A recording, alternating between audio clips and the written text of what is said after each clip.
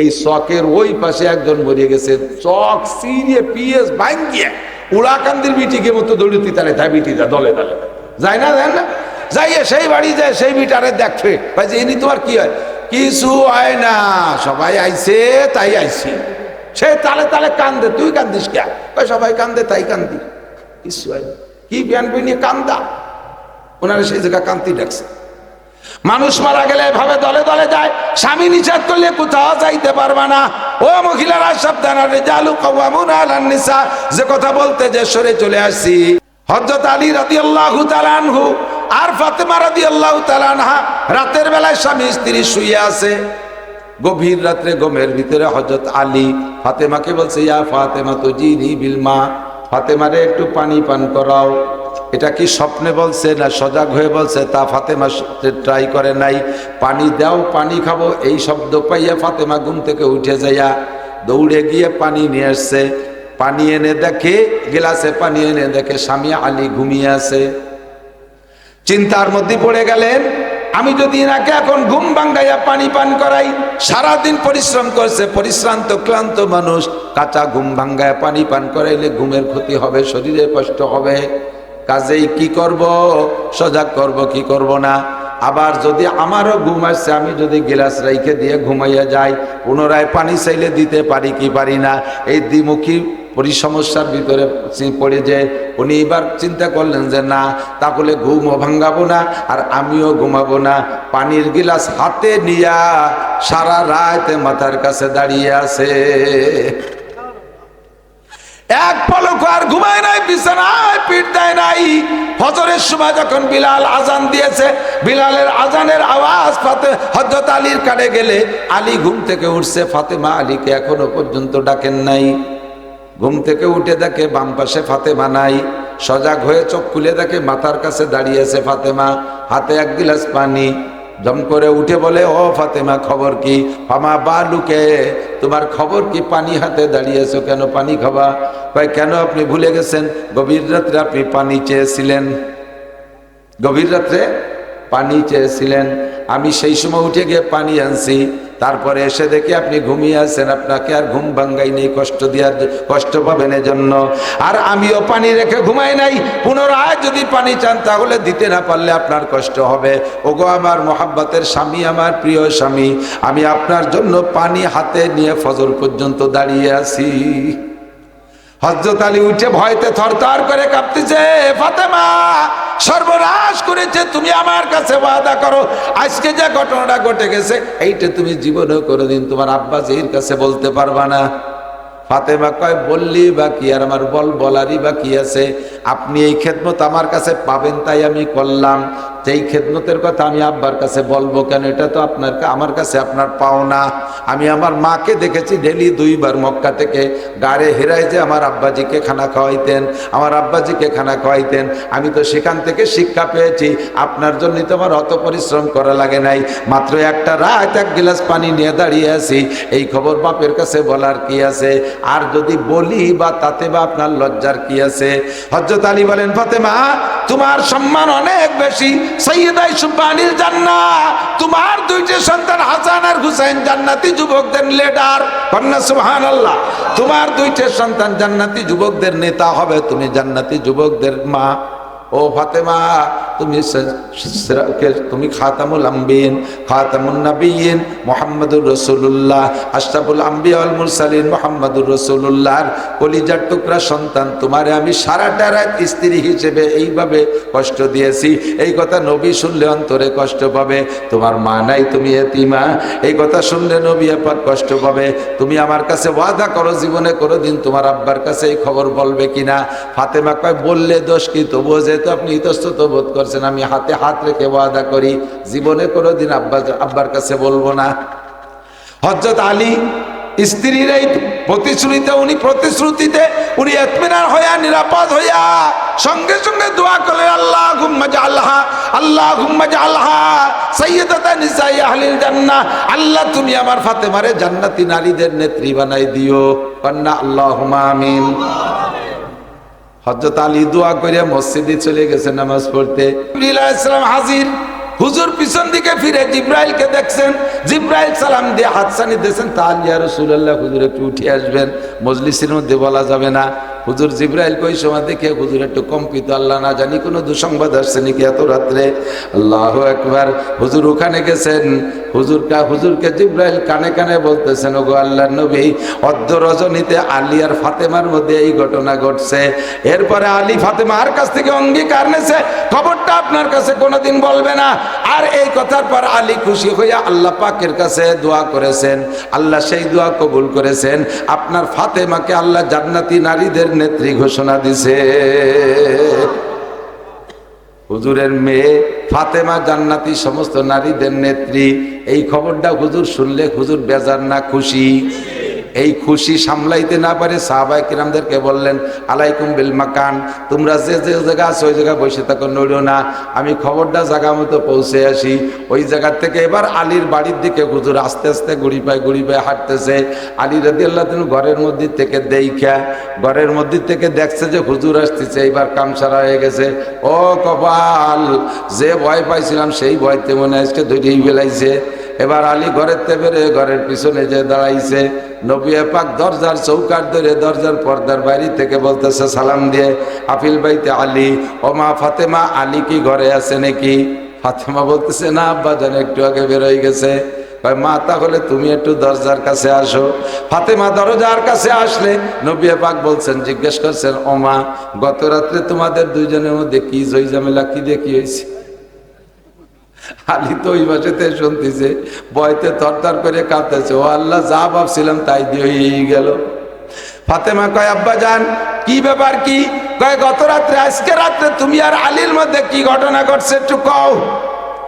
এবার হযরত ফাতেমা বলতেছেন, আব্বা জান ওই ঘটনা বলার আগে একটা ফতোয়া দেন। কি ফতোয়া? একটা বিষয় আব্বা জানতে চায়, স্বামী নিষেধ করে, আব্বা অর্ডার করে, স্বামী নিষেধ করে, এই জায়গায় কি আব্বার কথা শোনা ওয়াজিব না স্বামীর কথা? হযরত নবী পাক জবাব দিলেন, স্বামীর কথা শোনা ওয়াজিব, বাপের কথা শোনা ওয়াজিব না। ফাতেমা বললেন, তাহলে আব্বা আমি বলতে পারবো না, আমি আমার স্বামীর কাছে ওয়াদা করেছি রাতের খবর জীবনে আপনার কাছে বলবো না।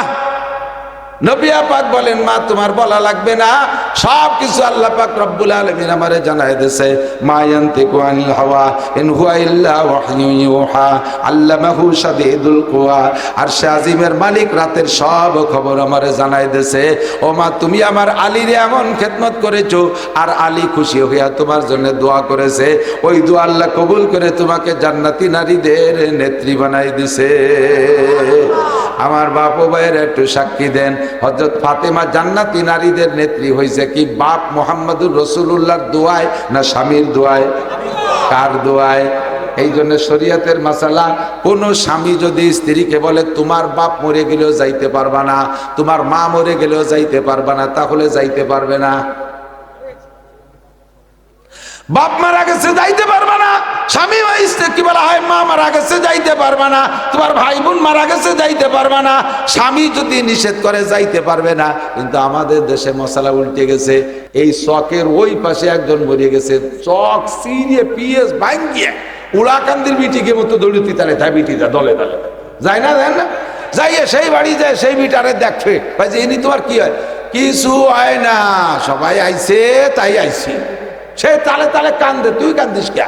সবাই কান্দে তাই কান্দি, কিছু হয় না। কি বিয়ান বিনিয়ে কান্দা, ওনারা সেই জায়গা কান্তি ডাকছে। মানুষ মারা গেলে এভাবে দলে দলে যায়, স্বামী নিষেধ করলে কোথাও যাইতে পারবা না। ও মহিলারা সাবধান, রিজালু কাওয়ামুনা আলান নিসা, যে কথা বলতে যে সরে চলে আসছি, স্বামীদেরকে আল্লাহ পাক পুরুষ নারীদের উপরে, পুরুষদেরকে আল্লাহ পাওয়ার দিয়েছে। পুরুষদের কাজ এক জায়গা, মহিলাদের কাজ আর আলাদা জায়গা। মহিলারা ঘর সামলাবে, সন্তানদেরকে গঠন করার দায়িত্ব হলো মহিলাদের। মা যদি হয় এরকম, মেয়ে হয় ফাতেমার মতো, কথা কান, মা যদি হয় খাদিজার মতো, মেয়ে হয় ফাতেমার মতো। মা যদি হয় শামসুল হক ফরিদপুরীর মায়ের মতো, সন্তানরা হয় শামসুল হক ফরিদপুরী। মা যদি হয় হাফেজজির মার মতো, সন্তানরা হয় মুহাম্মদুল্লাহ হাফেজজি। আরে মা যদি হয় ফজলুল করিম চরমুনার পীর সাহেবের মায়ের মতো, সন্তানরা হয় বিশ্ববিখ্যাত পীর ফজলুল করিম চরমুনার পীর সাহেব, কথা কন ঠিক কি ঠিক না? আর মা যদি হয় মমতাজের মতো, সন্তান হবে আব্দুল কাদের জিলানীর মতো। লুসো বদমায়েশ আসুসা আপা দুয়া। আমি তো সারা বাংলাদেশ ঘুরি, মসজিদের ছাদের উপরে বসে গাঁজা বা হিরোইন খায়, মসজিদের ছাদের উপরে বসে জিনা করে, মেহরাবের মেম্বারের আড়ালে বসে জিনা করছে, খবর আমার কানে। আল্লাহ পাক যদি মানুষের মতো এরকম হতো, জাগায় দুইটার এক করে কুরবানি দিয়ে ছেড়ে দিত। আল্লাহ কায় সানাস্তাদরিজুহুম মিন হাইসু লা ইয়ালামুন ফামাহিলিল কাফিরিনা আমহিলকুম রুয়াইদা। আমি আপাতত সুযোগ দিয়েছি, দেখি কত উপরে উঠতে পারো। উপরে যত উঠা হবে আষাঢ়ে তত জোর বেশি হবে। এই জন্যই তাৎক্ষণিকভাবে আমি মসজিদের মধ্যে হইতো কত যে অ্যাক্সিডেন্টের খবর আসতো। এক তো তাদের এই শ্লীলিত হানির অ্যাক্সিডেন্ট, 2 নম্বরে আর একটা সমস্যা আছে, মহিলাদের সাথে থাকে ছোট মোটো বাচ্চা কাচ্চা, মসজিদে যাইয়া পেশাব পায়খানা করে নষ্ট বষ্ট করে। হজে যারা গেছেন তারা থাকলে সাক্ষী দেন, বিশেষ করে মদিনায় দেখবেন, মদিনায় মসজিদে নববীতে এই পেশাব করিয়ে পায়খানা করিয়ে পোলাপান নষ্ট করে ফেলাইছে। আর তাই বারবার ঝাড়ুদাররা খাদেমরা পরিষ্কার করতেছে, বলার তো কায়দা নেই। বিদেশ থেকে পোলাপান নিয়ে গেছে, একটু হেমা টেমা ডিম আন্ডা বাচ্চা সব কুটে নেই, তাই নিয়ে গেছে হজ করাতে, জন্ম হাজি এগুলো করাতে নিয়েছে, মসজিদ নষ্ট করে ফেলায়। হাদিসে আসছে আল্লাহ নবী বলেন, বাচ্চাদের মসজিদে নেওয়া আর নামাজ পড়ানোর বয়সও হুজুর সীমা রেখা দিয়ে দিয়েছে। একটু এসে গেল বলে যাই, খেয়াল করেন। মুরু সিবিয়ানাকুম বিসসালাতি ওয়া হুম আবনাউ সাবঈ সিনিন। নবী পাক বলেন, তোমাদের বাচ্চাদের বয়স যখন হবে 7, একটুক্ষণ কয়, তখন তাদের নামাজের অর্ডার করবা, তার আগে করবা না। আল্লাহদের ঠেলায় একটুক তা 2 বছর 3 বছর 4 বছর 5 বছর তা মসজিদের কিছু আদব লেহাজ বোঝে না, তাই নিয়ে যায় মসজিদে, নিয়ে বড় 2 জন মুসল্লির মাঝখানে একটা গ্যাটিস ডুয়ে দিছে।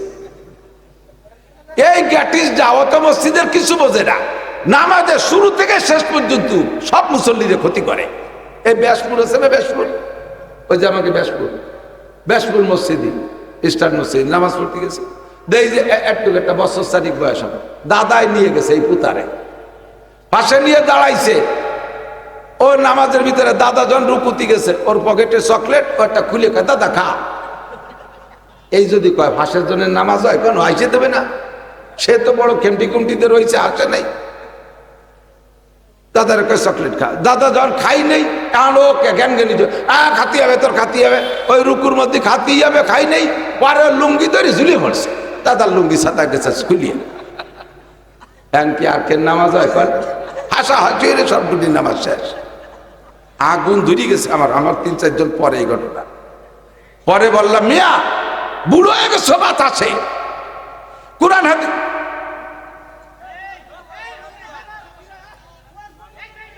এক তো মোটর সাইকেলের ফটফটে, আবার দাঁড়ায় কথা কেন, একটু বদ থাকা দরকার।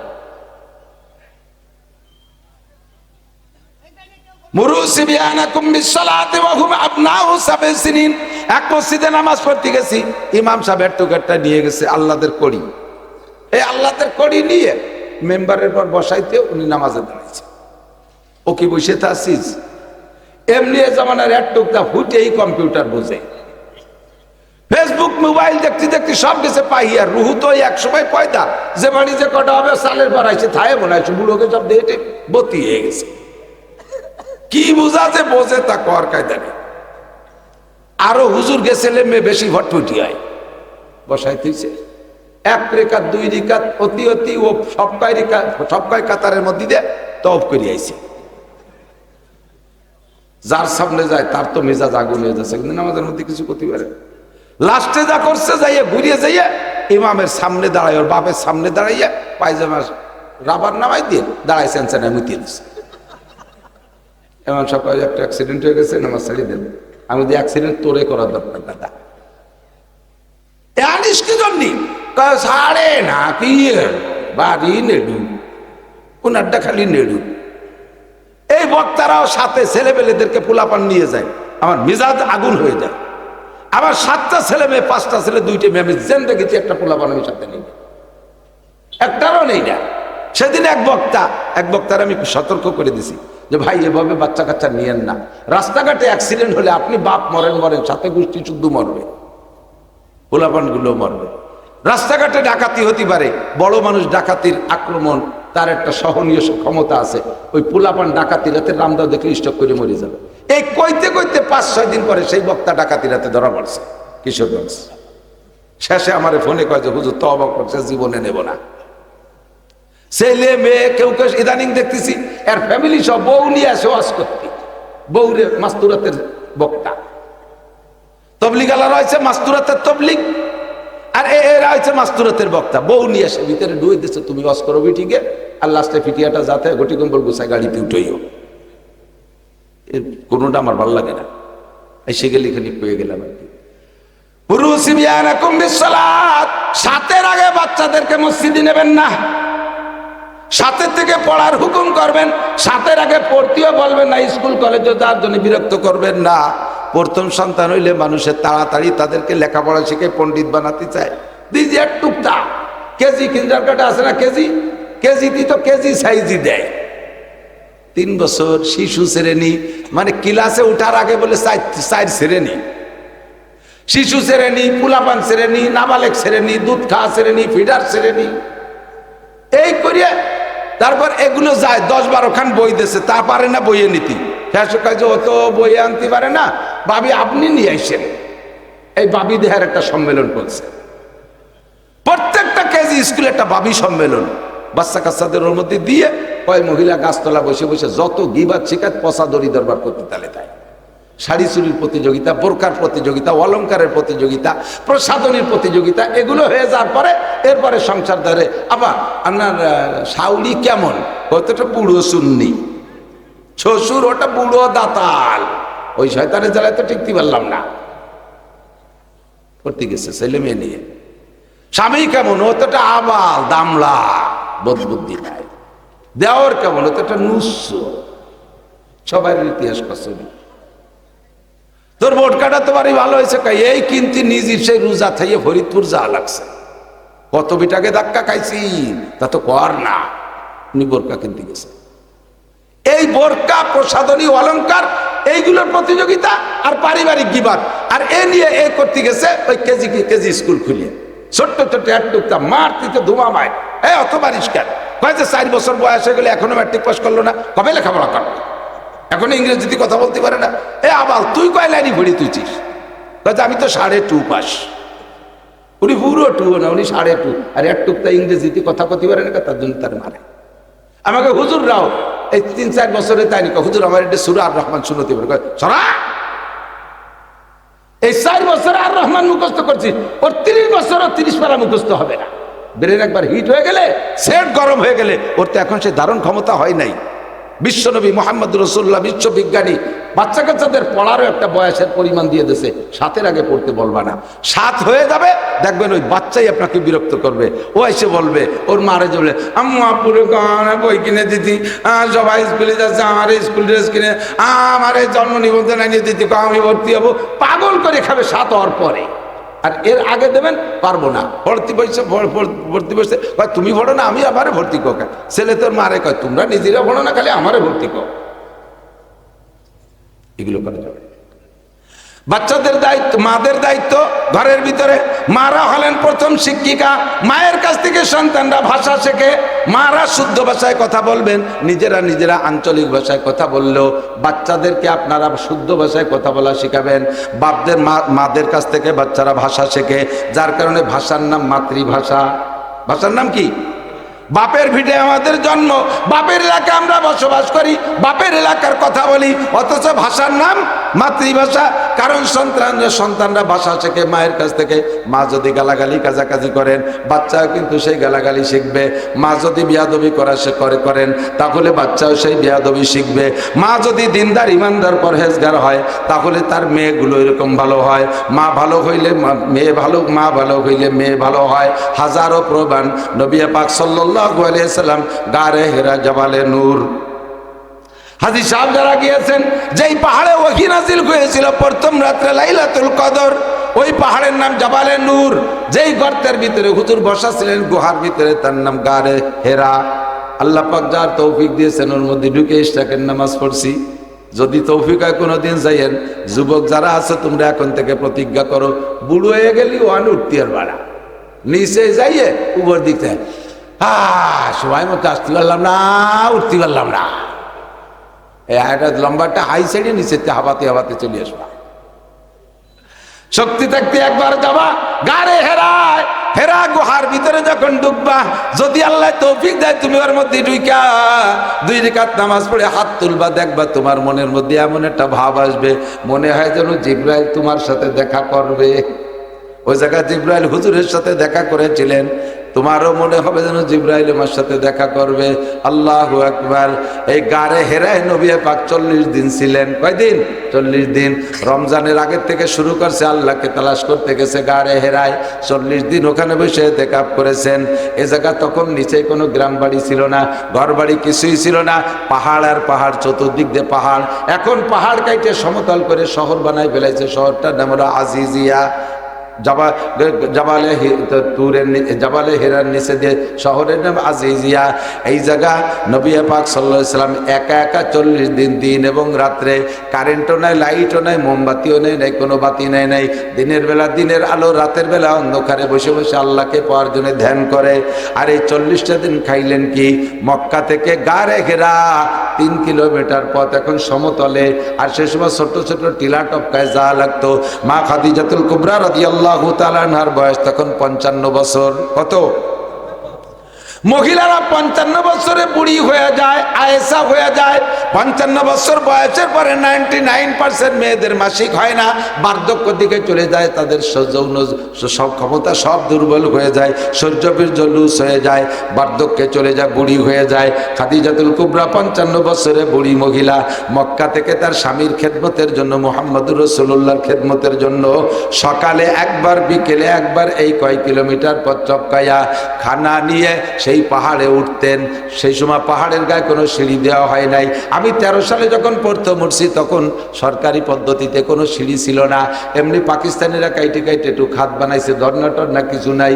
সৌদি আরবে বহু পাহাড় দেখছি ওই রকম বেঢঙ্গা পাহাড় আর নাই, উঠা বড় রিস্ক। গত 2 বছর 3 বছর আগে এক যুবক উঠতে যে স্লিপ করে পড়ে মরিয়েই গেছে, বড় ঝুঁকিপূর্ণ জায়গা।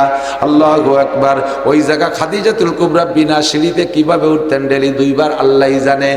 নবী পাকের খেদমত, স্বামীর খেদমতের জন্য খাদিজা 2 বেলা খাবার নিয়ে যাইতেন। এই খেদমত ফাতেমা রাদিয়াল্লাহু তাআলা আনহা দেখেছেন। মদিনায় যাওয়ার পরে হাজী সাহেব যারা দেখেছেন, একটা মসজিদ আছে মসজিদে নববীর পাশে, ছোট্ট একটা মসজিদ, মসজিদের নাম মসজিদে আলী। 4 সাহাবার নামে 4টে ছোট্ট মসজিদ আছে, মসজিদে আবু বকর, মসজিদে উমর, মসজিদে ওসমান, মসজিদে আলী। এই 4টে ছিল ওনাদের বাড়ি, ওনাদের বসত বাড়ি। পরবর্তীতে ওনাদের ইন্তেকালের পরে কয়েক যুগ পরে যাইয়া ওই বাড়িগুলো ভেঙে মসজিদ বানাই দিয়েছে। ছোট ছোট মসজিদ, অর্থাৎ নামাজ পড়তো ওর মধ্যে, নফল নামাজ, ওক্তীয় নামাজ পড়তো মসজিদে নববীতে। পরবর্তীতে এবার যে দেখলাম ছোট মসজিদ কয়টা ভেঙে 2টে মসজিদ আছে, মসজিদে আবু বকর, মসজিদে উমর, 2টে মসজিদ আছে। আল্লাহ। হযরত মসজিদে আলী যে জায়গা, ওই জায়গা হযরত আলীর বাড়ি। হযরত আলী রাদিয়াল্লাহু তাআলা আনহু আর ফাতেমা রাদিয়াল্লাহু তাআলা আনহা রাতের বেলায় স্বামী স্ত্রী শুয়ে আছে। গভীর রাত্রে ঘুমের ভিতরে হযরত আলী ফাতেমাকে বলছে, ইয়া ফাতেমা তুজিনি বিল মা, ফাতেমারে একটু পানি পান করাও। এটা কি স্বপ্নে বলছে না সজাগ হয়ে বলছে তা ফাতেমা ট্রাই করে নাই। পানি দাও, পানি খাবো, এই শব্দ পাইয়া ফাতেমা ঘুম থেকে উঠে যাইয়া দৌড়ে গিয়ে পানি নিয়ে আসছে। পানি এনে দেখে, গ্লাসে পানি এনে দেখে স্বামী আলী ঘুমিয়ে আছে। চিন্তার মধ্যে পড়ে গেলেন, আমি যদি এনাকে এখন ঘুম ভাঙ্গাইয়া পানি পান করাই, সারাদিন পরিশ্রম করছে, পরিশ্রান্ত ক্লান্ত মানুষ, কাঁচা ঘুম ভাঙ্গায় পানি পান করাইলে ঘুমের ক্ষতি হবে, শরীরে কষ্ট হবে। কাজেই কি করব, সজাগ করব কি করব না। আবার যদি আমারও ঘুম আসছে, আমি যদি গ্লাস রাইখে দিয়ে ঘুমাইয়া যাই, পুনরায় পানি চাইলে দিতে পারি কি পারি না। এই দ্বিমুখী সমস্যার ভিতরে পড়ে যে উনি এবার চিন্তা করলেন যে না, তাহলে ঘুমও ভাঙ্গাবো না আর আমিও ঘুমাবো না। পানির গিলাস হাতে নিয়া সারা রাত মাথার কাছে দাঁড়িয়ে আছে, এক পলক আর ঘুমায় নাই, বিছানায় পিঠ দেয় নাই। ফজরের সময় যখন বিলাল আজান দিয়েছে, বিলালের আজানের আওয়াজ হযরত আলীর কানে গেলে আলী ঘুম থেকে উঠছে, ফাতেমা আলীকে এখনো পর্যন্ত ডাকেন নাই। ঘুম থেকে উঠে দেখে বাম পাশে ফাতেমা নাই। সজাগ হয়ে চোখ খুলে দেখে মাথার কাছে দাঁড়িয়েছে ফাতেমা, হাতে 1 গিলাস পানি। জম করে উঠে বলে, ও ফাতেমা খবর কি? ফামা বালুকে, তোমার খবর কি? পানি হাতে দাঁড়িয়েছো কেন? পানি খাবা? ভাই কেন আপনি ভুলে গেছেন গভীর রাত্রে আপনি পানি চেয়েছিলেন? গভীর রাত্রে পানি চেয়েছিলেন, আমি সেই সময় উঠে গিয়ে পানি আনছি, তারপরে এসে দেখি আপনি ঘুমিয়ে আছেন, আপনাকে আর ঘুম ভাঙ্গাই নেই কষ্ট পাবেন এজন্য। আর আমিও পানি রেখে ঘুমাই নাই, পুনরায় যদি পানি চান তাহলে দিতে না পারলে আপনার কষ্ট হবে। ওগো আমার মোহাব্বতের স্বামী, আমার প্রিয় স্বামী, আমি আপনার জন্য পানি হাতে নিয়ে ফজর পর্যন্ত দাঁড়িয়ে আছি। হযরত আলী উঠে ভয়তে থরথর করে কাঁপতেছে, ফাতেমা সর্বনাশ করেছে, তুমি আমার কাছে ওয়াদা করো আজকে যে ঘটনাটা ঘটে গেছে এইটা তুমি জীবনেও কোনোদিন তোমার আব্বা জির কাছে বলতে পারবা না। ফাতেমা কয়, বললি বা কি আর আমার বলারই বা কি আছে? আপনি এই খেদমত আমার কাছে পাবেন তাই আমি করলাম, যেই খেদমতের কথা আমি আব্বার কাছে বলবো কেন? এটা তো আপনার আমার কাছে আপনার পাওনা। আমি আমার মাকে দেখেছি ডেলি 2 বার মক্কা থেকে গাড়ে হেরায় যে আমার আব্বাজিকে খানা খাওয়াইতেন, আমার আব্বাজিকে খানা খাওয়াইতেন। আমি তো সেখান থেকে শিক্ষা পেয়েছি, আপনার জন্যই তো আমার অত পরিশ্রম করা লাগে নাই, মাত্র একটা রাত 1 গিলাস পানি নিয়ে দাঁড়িয়ে আছি, এই খবর বাপের কাছে বলার কি আছে? আর যদি বলি বা তাতে বা আপনার লজ্জার কি আছে? হযরত আলী বলেন, ফাতেমা তোমার সম্মান অনেক বেশি, সাইয়্যিদা সুবহানিল জান্নাহ, তোমার 2টি সন্তান হাসান আর হুসাইন জান্নাতি যুবকদের লিডার, কন্যা সুবহানাল্লাহ, তোমার 2টি সন্তান জান্নাতি যুবকদের নেতা হবে, তুমি জান্নাতি যুবকদের মা। ও ফাতেমা তুমি খাতামুল আম্বিয়িন, খাতামুন নবিয়্যিন মুহাম্মদুর রাসূলুল্লাহ, আশরাফুল আম্বিয়া ওয়াল মুরসালিন মুহাম্মদুর রাসূলুল্লাহর কলিজার টুকরা সন্তান। তোমারে আমি সারাটা রাত স্ত্রী হিসেবে এইভাবে কষ্ট দিয়েছি, এই কথা নবী শুনলে অন্তরে কষ্ট পাবে। তোমার মা নাই, তুমি এতিমা, এই কথা শুনলে নবী পাক কষ্ট পাবে। তুমি আমার কাছে ওয়াদা করো জীবনে কোনোদিন তোমার আব্বার কাছে এই খবর বলবে কিনা?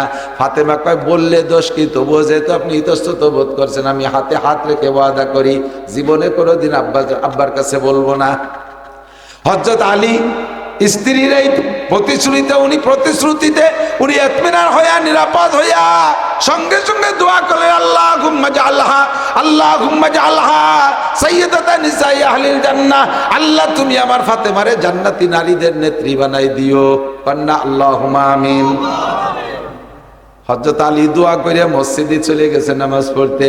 ওদিকে যদিও ফাতেমা ওয়াদা করছে বলবে না, কিন্তু আলীর মধ্যে প্যালপিটেশন করতেছে, আলীর মধ্যে প্যালপিটেশন করতেছে। আল্লাহ, আরে ফাতেমা তো কবে না, কিন্তু যদি আল্লাহ কয়ে দেয় নবীরে তালি কি এর বাণী যে কজন বেশি চলে যাবেন, তা একটু আগায় দেন। আর আগে সবাই বয়স শেষ, আর 2 মিনিট আছে, আমার দিক তাকান। আল্লাহু আকবার। আমি যত ভালো আজ করে আপনারা খুশি হবেন, আর উনাকে নজর হলে এই পাশে ঘর বানাই দিতে, ও আমি পারিনি, হলো শফিকের কাজ। সবাই বসেন, পকেটে হাতে যা আছে ওইটা নগদ। ওই যে মৌলবী কজন আগে সারি সাথে পয়সা দেওয়ার বাড়ি একেবারে পচানি দিওয়ালি কোনো মৌলবী উঠে গেলি, যত জায়গা কালেকশনের নাম শুরু হলি হুজুর কয়েকজন আগে উঠে আটা দেয়। তারা দেয় যে আমরা জীবন ভরে বিক্রি রেখে, আমরা তার দেবো না, যারা দেবে তারা থাক, আমরা ঘয় রাত্রিরে উঠে যাই। চাইলেই বলবানি কিন্তু কইলে। আল্লাহু আকবার। আমার দিক তাকান।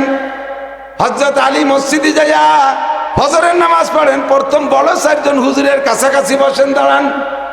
আর নামাজের পরে হুজুর পিছনের দিক ফিরে বসে সাহাবায়ে কিরামদেরকে নিয়ে রাতে নতুন ওহী আসলে সে খবর শুনে দেন, কোনো ঘটনা থাকলে সেগুলো শুনান। এরপরে সাহাবায়ে কিরামদের স্বপ্ন থাকলে শুনে শুনে ব্যাখ্যা দেন। এই জন্য পিছনের দিক ফিরে বসে, আলীও বসে।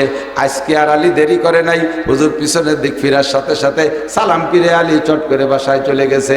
না জানি রাতের খবর যদি জিবরাইল এসে কয়ে দেয়, তাহলে হুজুর এই মানুষের মধ্যে আমার অ্যাটাক করলে কি জবাব দেব? আলী এই জন্য বাসায় চলে গেছে। হুজুর যখন পিছনে ফিরে বসছেন, দেখেন মসজিদে নববীর এক পাশে একটা গেট আছে। হাজী সাহেব যারা গেছেন, তার গেটটার নাম হলো বাবে জিবরাইল। ওই গেটটার নাম বাবে জিবরাইল।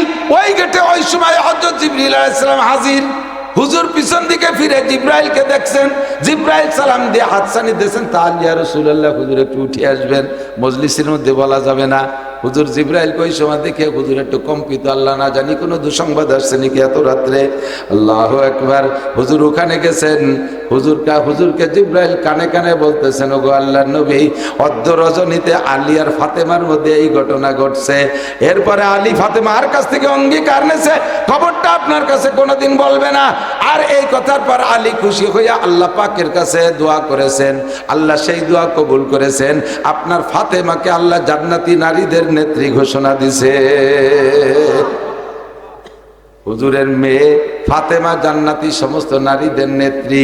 এই খবরটা হুজুর শুনলে হুজুর বেজার না খুশি?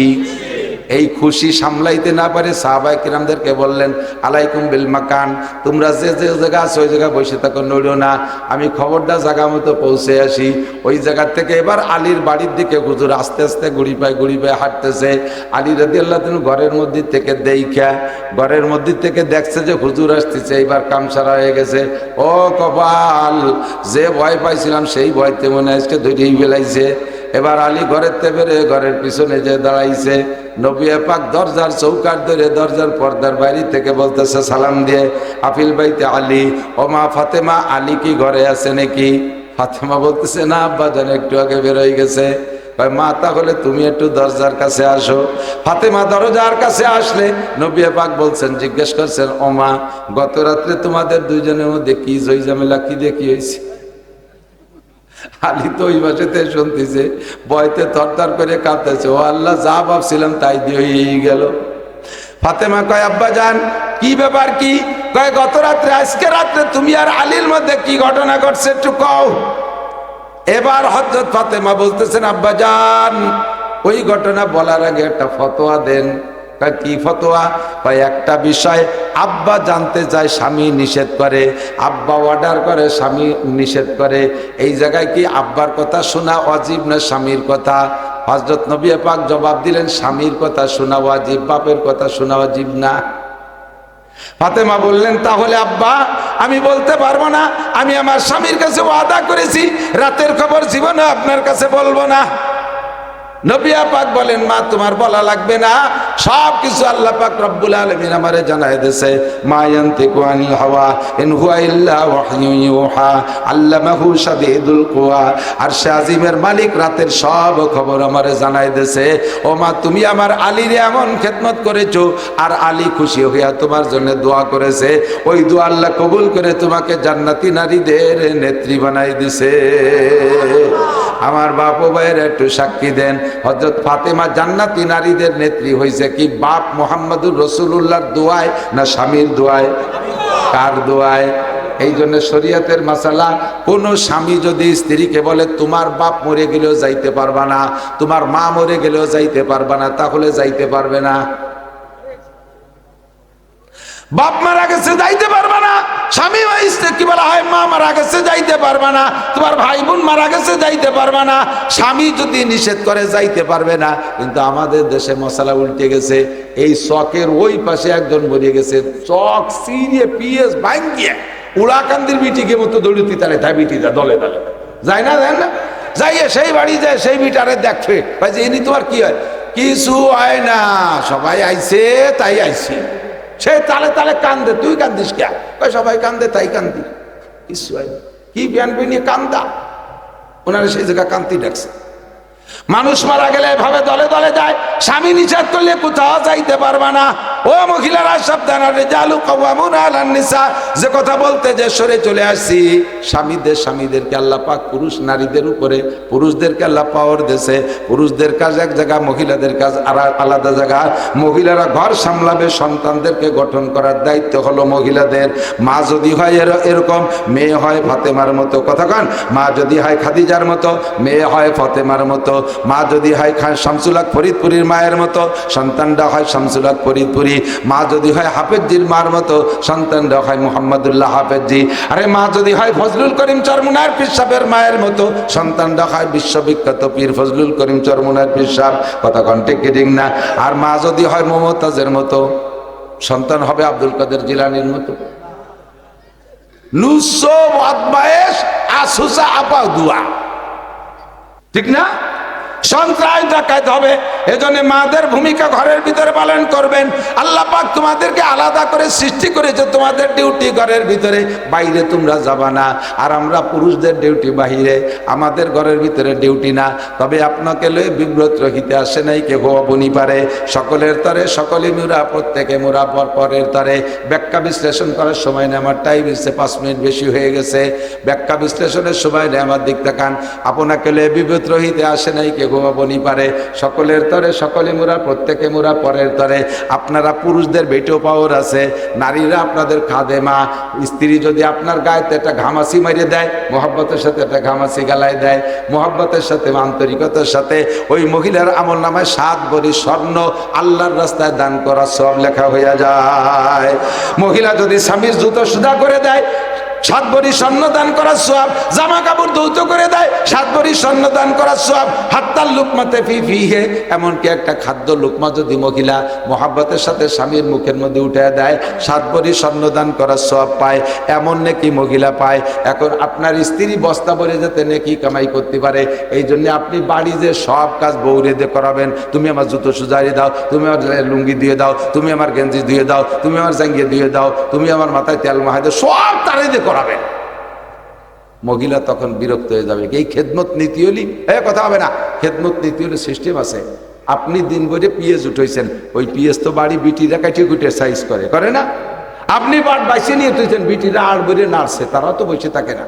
আপনি ধান কাটিয়ে নিয়ে মলিয়ে তুই চলে গেছেন, বিকেল বেলা 7 দোকানে গাপসায় বেড়াচ্ছেন। সেই বিটি পেটে একটা, ফিটি একটা, কোলে একটা, কাহে একটা, বুড়ো বুড়ি শ্বশুর শাড়ি মরে মরে বাপ 8-10-12 জন কিষেনের ভাত লাইন দিয়ে উঠোন লেপসে 400 ধান সেদ্ধ হয়ে সেদ্ধ শূন্য করিয়ে আবার 3-4 বার ম্যাগে দাবড়াইছে। এর সব কিছুর উপেক্ষা করিয়ে গোসাই গাছায় 3 অক্ত ভাত লাইন দিয়ে সে বিটির কি 5 সুতো আছে? আর রাত্রিরে সে আমার মাথায় একটু তেল মাহায় দাও। সে সময় বিটি কি করে, তুমি দান কাটছো, আমি কি বাড়ি তামুক খাইছি নাকি? তোমার মাথায় তেল দিতে আমার মাথায় দাও, তুমি দাও, নালে আমি দেবো না। দুটি গুতি লেগে যাবে না রাত্রি। এই জন্য তেল নেওয়ার সিস্টেম হলো এই কষ্টের পরে এ পাশে কথাই কবে, ওই লোক কথাই কবে। পথ একটু বুঝতে হয় যে ওয়াজ আসছে, একটু চুপ করে চলে যাই। খেদমত নেওয়ার সিস্টেম সেই দেয়, তারপরে মুনাজাত করে দেবো। খেদমত নেওয়ার সিস্টেম হলো, যদি স্ত্রীদের এই নেকি কামাই করার পথ খোলা রাখতে হয় খুব সামঞ্জস্যতার সাথে। আপনিও সংসারের পুরুষ, সেও সংসারের মহিলা, উভয় কাজ করে সংসারকে গড়িয়ে উঠেছেন। আপনি খালি পাইকারি খেদমত নেবেন, তারে কিছু করবেন না, তা তো না। খেদমত যদি একটা নীতি হয়, রাত্রি বেছেনে ছেলে মেয়েরে শোয়াই দিয়ে দুইজনে যখন আলাদা বেছেনে যাবেন, শস্য তেলের শিশি একটা নিয়ে যাবেন। তুমি দিন ভরে কত কাজ করছো, তোমার তো মাথা ব্যথা হতেছে, আসো তোমার মাথায় একটু তেল দিয়ে দিই। এই করে যখন আপনি তেলের শিশি হাতে নেবেন, লাইফ দিয়ে হাতের থেকে কাড়িয়ে নিয়ে আপনি শোন আপনার মাথায় দিয়ে দেয়, সহজে তেল পাবেন। আর যদি আমার একটু তেল দাও, তুমি আমার দিয়ে দাও, তা নাহলে দেবো না। এই দুটো মাথা বাড়ি বাড়িয়ে ঘুম শেষ। আপনাকে বিব্রত রহিতে আসে নাই কেহ বনি পারে। সকলের তরে সকলে মোরা, প্রত্যেকে মোরা পরে তরে। আমি যদি ইচ্ছা করি, আমি যদি বলি যে এই যুবকরা, এই এলাকায় আমার বহুত ভক্ত যুবক আছে, আমার কাপড় চুপড় ময়লা হয়ে গেছে, রাস্তায় রাস্তায় থাকি, আর তোরা আমার কাপড় করে একটু ধুয়ে দেয়, ধুয়ে দেওয়ার লোক আছে না? বিশেষ করে মাদ্রাসার ছাত্ররা আছে না, স্কুল কলেজের যুবকরা আছে, বহুত মহব্বতের বন্ধু আমার আছে, এক করে ধুয়ে সাথে ধুয়ে আয়রন টাইরন করে দেবে। কিন্তু আজও পর্যন্ত আমি আমার কাপড় চুপড় বাড়ির মহিলাকে দিয়ে ধোয়াই দেয়। আমার কাপড় আইসকেও গুটি খানিক ধুয়ে বুলু টুলু দিয়ে সাইজ করে তুয়েছি। আরো মাঝে মাঝে বাড়ির কাপড় চুপড় আর এক গাদে আমি ভিজে তুয়েছি। ইনশাল্লাহ মাহফিলি শেষে বাড়িতে সেরকম দেবো রাতা নাই। আর ওয়াজের সিজন শেষ হয়ে গেলে গাই আছে দুটো, গাছ তো কাটিয়ে দিয়ে রীতিমতো আমার মাথায় আছে, কাশি আছে 5 খান, ডাঙ্গার কাজ, ক্ষেতের কাজ, চকের কাজ করা সব আছে। আমি উঠোন ঝাড়ু দিই, আমার বাথরুম আমি নিজে পরিষ্কার করি, পুরো বাড়ির বাথরুম আমি সাফ করি। তা বাড়ি বিটিরা কি ঘাস কাটে নাকি? বিটিরাও ঘাস কাটে না। অনেক বড় বাড়ি আলহামদুলিল্লাহ, 5টা-7টা ছেলে মেয়ে। আমার বুড়ি মা আছে, বড় ছেলেটা প্রতিবন্ধী, 2টে রুগীকে পালা লাগে, অবিরাম মেহমান আসতে তালেই আছে। বাড়ি অনেক কাজ, এত কাজ করে সে একা একা পারি ওঠে না। ছেলেরা সব পড়ে মাদ্রাসা করে, তারা মাঝে মাঝে আসে, আত্মীয় স্বজন সবসময় আসে। এত কাজের ভিতরে আবার আমার এত খেদমত যদি তার এদের করাই, সে নেকি পাবে, করার জন্য প্রস্তুত। কিন্তু আমার তো একটু বিবেচনা তার দরকার। থাল খানো ধুয়ে খাই না, অনেকে আছে আল্লাহদের ঠেলায় বউকে থাল ধুয়ে দাও, ভাত কাড়িয়ে দাও। কে তুমি এত আল্লাহ দিয়েছো, নিজে কাড়ি খাতে পারো না? থাল খান ধুয়ে খালি কি হাতে গা হয় নাকি? আমারটা আমি করব। আরে খুতবাতুল হাকামি দেখেন, খুতবাতুল হাকামি খুলে দেখেন, হুজুর সাল্লাল্লাহু আলাইহি ওয়াসাল্লাম নিজের গায়ের উকুন নিজে মারতেন, মাঝে মাঝে উকুন হইতো মারতেন, নিজের কাপড় নিজে সেলাই করতেন, নিজের জুতা নিজে সেলাই করতেন, জুতা পরিষ্কার করতেন নিজে, হুজুর এগুলো সব নিজে হাতে করতেন। কাজে আমরা সকলের তরে সকলে মুরা, প্রত্যেকে মুরা পরের তরে। আমাদের যার যার দায়িত্ব আল্লাহ পাক যে দুই ভাগ করে দিয়েছে, যার যার দায়িত্ব পালন করব। এখন এই দায়িত্ব পালন করতে পুরুষরা